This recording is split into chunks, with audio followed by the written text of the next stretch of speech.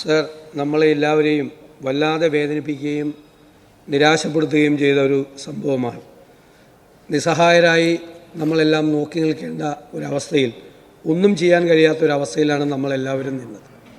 കൊച്ചി വിമാനത്താവളത്തിൽ 24 മലയാളികളുടെയും അതുപോലെ 7 തമിഴ്നാട് സ്വദേശികളുടെയും മൃതശരീരം കിടത്തിയപ്പോൾ ഉണ്ടായ ഒരു കാഴ്ച ജീവിതത്തിലൊരിക്കലും മറക്കാൻ കഴിയാത്ത ഒരു കാഴ്ചയാണ്.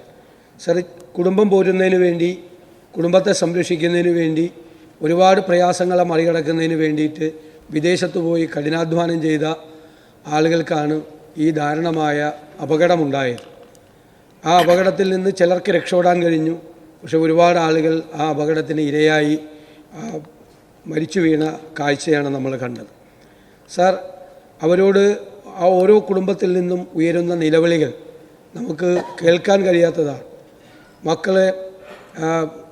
മാതാപിതാക്കൾ ജീവിച്ചിരിക്കുമ്പോൾ മക്കളുടെ വേർപാട് ഓരോ കുടുംബങ്ങളിലും ഉണ്ടാക്കുന്ന സങ്കടങ്ങൾ, പ്രയാസങ്ങൾ വിവരണാതീതമാണ്.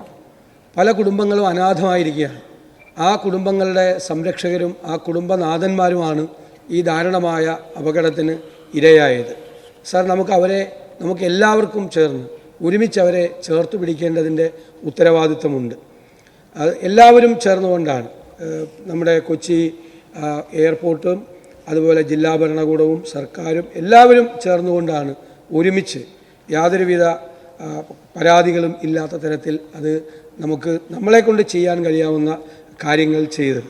ഇവിടെ ബഹുമാനപ്പെട്ട മുഖ്യമന്ത്രി പരാമർശിച്ചപ്പോൾ സംസ്ഥാനത്തെ ഒരു മന്ത്രിക്ക്, ആരോഗ്യവകുപ്പ് മന്ത്രിക്ക് വിദേശത്തേക്ക്, കുവൈറ്റിലേക്ക് പെട്ടെന്ന് എത്തുന്നതിനുള്ള അനുമതി കേന്ദ്ര ഗവൺമെൻറ് നിഷേധിക്കുകയുണ്ടായി.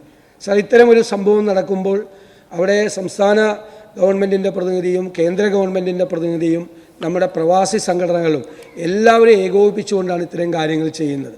അപ്പോൾ സംസ്ഥാന സർക്കാരിൻ്റെ ഒരു പ്രതിനിധി അങ്ങോട്ട് പോകാൻ അനുമതി ചോദിച്ചപ്പോൾ അത് നിഷേധിച്ചത് തീർച്ചയായും തെറ്റായ ഒരു നടപടിയാണ്. ഒരു കാരണവശാലും പ്രോത്സാഹിപ്പിക്കാൻ വയ്യാത്ത ഒരു നടപടിയാണ്.